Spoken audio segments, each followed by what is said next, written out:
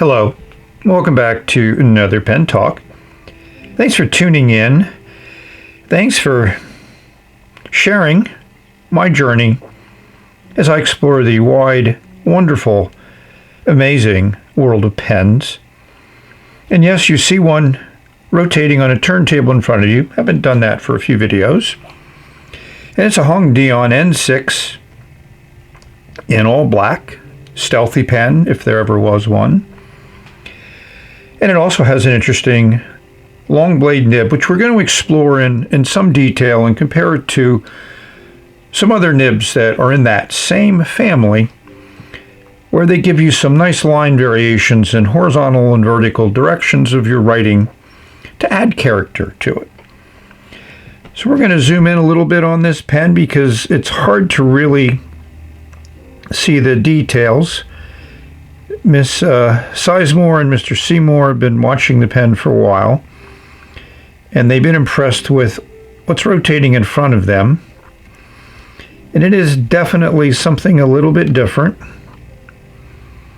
And it's nice how they've made that stealthy look in a piston fill pen with some interesting subtle details to it, which I think just make the pen more interesting.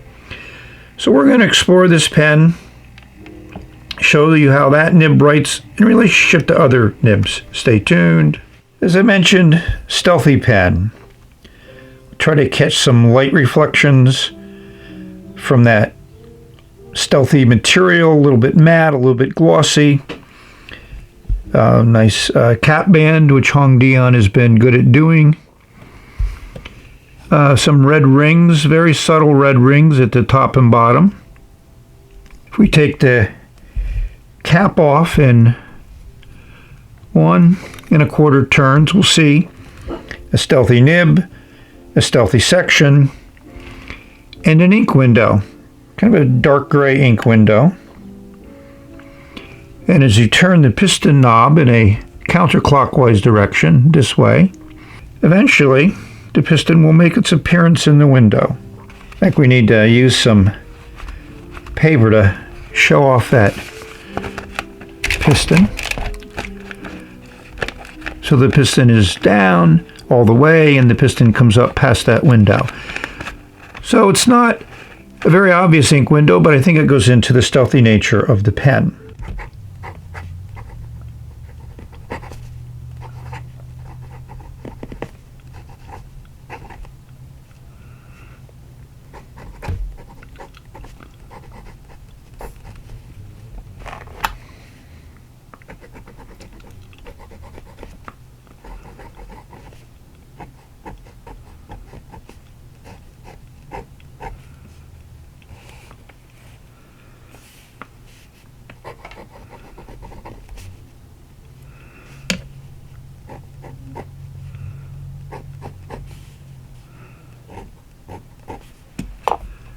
So you may ask, what other piston fill pens from HongDian do you have? So here's my collection, at least to the best of my recollection. The N1S, first one. All of these have ink windows, which is great. These first 4 have the same style of nib, but gold tone, dark chrome, and black. This pen has a lot of unique features to it. It's the 100 commemorative pen. And here's the subject of this video, the N6. These two are N5s. Great pens. You can look up my HongDian playlist. I'll give you a link in the description if you'd like to see more detailed reviews on the other pens that you see here. It's not a pen I'm going to completely disassemble. The HongDian wrench will work to remove the piston if you need to do that. But the nib unit unscrews very easily, and it does have a little O-ring down at the bottom as well as a nice O-ring at the top, so that should seal up quite nicely. I think it's good to compare it to this nib assembly I just pulled out of the 100 that I got. Unfortunately, there's no little O-ring down there at the bottom of that nib assembly. There is that O-ring at the top. You know, these are both out of piston fill pens, so they're going to have a similar design. But what makes these unique is the black nib is a long blade nib, and the other one's just a fine HongDian nib, and this shows you the big difference in that tipping material, the way that it's ground. The other thing that's quite obvious is the ebonite feed that they put into the black and 7 versus that ubiquitous common plastic injection molded feed that they put in most every other pen. Why did they put the ebonite feed? Probably because of the long blade nib. I've heard it writes wet. We'll see when we actually put ink in it and put nib to paper. Same design on both nibs. They are consistent in that. I think it's time to bring in the trusty LED and look at how this cap has been constructed. We have muted light coming in. It really enables to show off that design, that nice band at the bottom, labeled N6. I've been calling it an N7. I confuse easily. Nice black clip. Functional, slightly springy, but pretty stiff. Let's look inside that cap. We'll see a nice plastic liner inside the cap. Hopefully that'll seal up the nib well. Hopefully the LED on the cap gives you a little bit more detail in those three-dimensional carvings on the cap. It's a quality made pen, which HongDian has been pretty much on a roll with recently. In these metal pens, many of them very stealthy. Many years ago, in JK, who used to sell directly from Japan to the United States, had great pens with great nibs that you couldn't get here in the States. So this is my Pro Gear, Sailor Pro Gear. And you can see at the side, it's an NM nib, Naginata Togi nib. And hopefully you can appreciate the way that is ground there. Quite an interesting grind. 21 karat nib, very nice engravings on it, classic Sailor nib. And we're going to compare that grind to obviously the long blades both from Kaigelu and from HongDian. So I think an interesting comparison is to compare the HongDian long blade to the Kaigelu one, which is the gold one. One of the things that I find is that they both attempt to do what an architect does, make the vertical strokes finer than the horizontal strokes. But they've both taken a different approach in this, in the way that tipping material is ground. Hopefully it's coming across in the video. So the Kaigelu, I think, definitely is going to produce a wider vertical stroke because the tipping material is flatter versus the HongDian one, which is more of an architect. You can think of it like the bow of a ship. So that angle this way and the angle this way is sharper than it is on the Kaigelu. But the real test is when you ink them up and put nib to paper. We need to compare the Leonardo, which is an actual architect grind by Leonardo, to the long knife, long blade from HongDian. They have some similarities. We talked about the bow of the ship, but you can see how much finer the grind is on the Leonardo pen, which is inked up. It's a much sharper grind. That angle is a greater angle. And the vertical is definitely going to write much finer with the Leonardo, which again is a trait of an architect grind. Hopefully the camera is picking up these differences in these nibs. I felt this would give you the most dramatic comparison between a real Naginata Togi versus an architect grind. And as we turn it around, we'll see again the sharpness of the architect grind on the Leonardo versus the roundness and the large amount of tipping on the Naginata Togi nib. And here again shows up that the large difference I think between these two nibs, which we should see in our writing sample when we do these two nibs. Totally different grinds in my view of the world. Different approaches. Both of them are attempt to provide you with more character in your writing and give you some ability of doing line variation by just varying how you write versus putting pressure on that you would on a flex nib. That's the reason they exist. And also for Japanese and Chinese pictographical characters, which are generally written with a brush. So this is a way of trying to do it with a metal nib. So you may say, what's next in the style of these calligraphy nibs? Well, this one's actually called Naginata nib. And as you can see, it's that classic tubular nib. It will fit on that any type of the pens that have those hooded nibs, like the 601 and the 618. So now we have another great nib to be able to enjoy in different pens.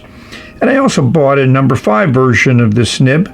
Here's what it looks like on AliExpress from the same seller that I bought this nib from. I think I'm going to buy a few more. And they're also selling that nice nib that fits on the Lamy style feed, which we're also going to review later. So those that follow my channel know I probably very seldom buy one of something, especially something inexpensive that's fairly unique. So I got 3 of these. I can play around with them in a number of pens and maybe attempt to do some additional grinding on them. Stay tuned. You may recognize this as that Jinhao 35 pen that Doug Rathburn talked about in Inquiring Minds. And I did pop off the nib, and I primarily pried it from behind with a dental tool, which I use a lot of. This is that Lamy style Naginata nib that Doug talked about and reviewed. Just an interesting grind again. And that's great that they now have so many nibs in this Chinese calligraphy style. Pen BBS has made a ton of them. So it's going to go into another pen and we'll see how well it writes in another video. So here are the 4 pens we're going to compare how they write with the HongDian long blade, a Sailor Pro Gear with a Naginata Togi medium nib, the Kaigelu 316 with their long blade nib, and a Leonardo Memento Zero with their specially ground Architect nib. Let's look at the section and nibs a little closer. So if they're wonder about posting these pens, the 316 just posts ridiculously long, not very secure, not very deep. The Pro Gear posts the best, and the HongDian N6 is a very close second. And the Memento Zero also is a little bit long and not quite as good a poster as these two, but you can put the cap on the end of the barrel if you want. So these have a great variety in nibs. They're all about number 6 size. They look a little different because they're shaped a little different and they sit a little bit differently compared to the sections. Obviously, this is a 21 karat gold Sailor nib, say no more. Kaigelu, nice 2-tone long blade. It came in 2-tone, gold and silver tone, I'm pretty certain. And the Leonardo is just silver tone, but it goes with the trim. It could be ruthenium too, but I'm not certain. And the stealthy black HongDian nib. All of these 3 write very differently, feel different in the hand, but I can enjoy all of them and like writing with all of them. The Leonardo's been inked up for the same ink since day one. The other ones have also been inked up pretty consistently for the years that I've had them. So those of you who are thinking of live writing, not going to happen. Just a really difficult thing to do with over the camera and everything else. And I wanted to capture a consistent writing style to show you these nibs. So this is 90 degrees where the pen is vertical to the paper. And this is at 45 degrees, which is a normal angle people write with approximately. And as you can see, these three in the Naginata style are very, very wet, with the Sailor Pro Gear being about the wettest nib I've ever written with. The Kaigelu is a very close second, and the HongDian is a distant third, and the Leonardo with an architect nib is basically not quite as wet, certainly. But I think the real key is when you take a look at the 45 and 90 degree writing, it's quite obvious that the architect nib gives you an extra fine line, just slightly wider on the downstroke than the horizontal. And then you go at 45 degrees and you get a broad line, and it's still pretty fine on the verticals. Where the Naginata style, as you get down to a lower angle, both the horizontal and the vertical lines become wider. The Pro Gear, even though it's considered a medium, and they do make a broad version of this nib, which I cannot imagine, that would be a real fire hose, is very broad. The Kaigelu 316 long blade and the HongDian long blade, long knife, I use them interchangeably, are pretty close. This has the black coating on it, which might increase the feedback. The 316 is very smooth. The Pro Gear is like incredibly smooth.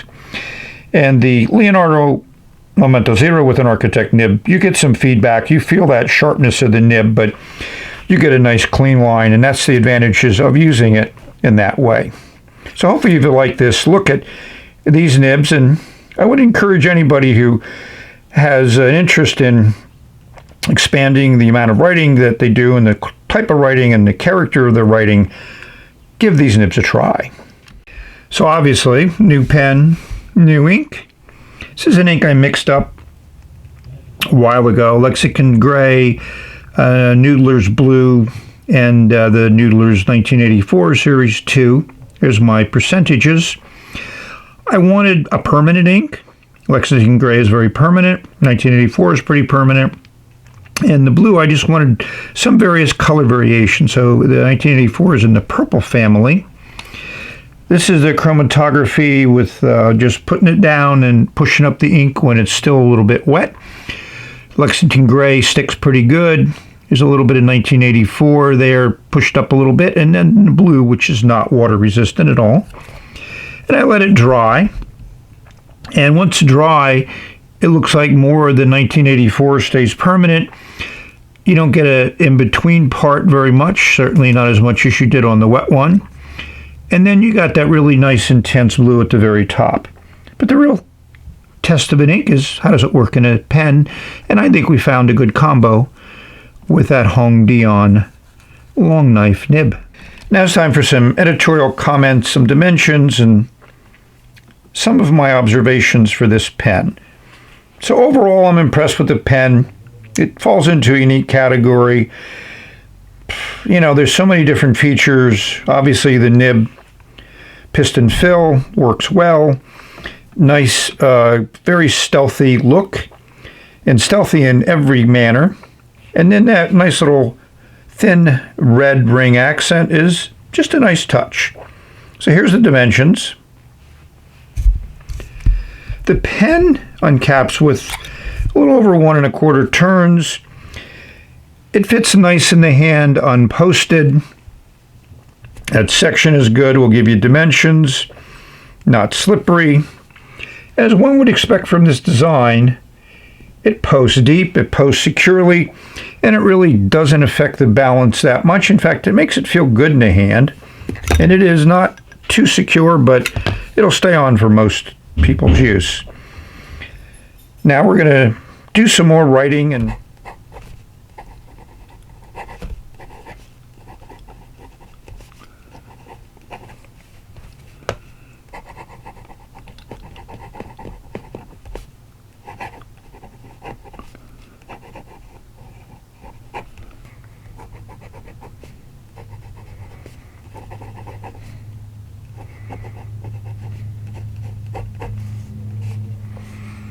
so I think you can hear that this nib has some feedback. I'd say it's a little bit more than normal. I probably would smooth it a little bit. But it does lay down a nice line, and with no pressure, You don't get much feedback. I'm a little bit heavy on my hand, so probably more feedback. And this Fabriano paper is a little bit more of a texture to it, so you're going to get more feedback on this paper. So let's rate this pen. I'm going to give it a 9.7. I love the nib. I love it stealth and great piston fill. So that's where we get to. We've looked at a whole bunch of different nibs. We've looked at how they write, and they all have their own particular characteristics. It's great that we have so many options to choose from, and they're just getting more and more. We've come to the conclusion of this video. Thank all of you for watching. I hope you find a great pen with a great nib to use with your great inks on some great paper. Yes, have a great day, everybody. Hope this video finds all of you safe, healthy, and happy, enjoying your day and your pens. We've reached the end. Time to say bye. Very consistent writer. I'm enjoying it.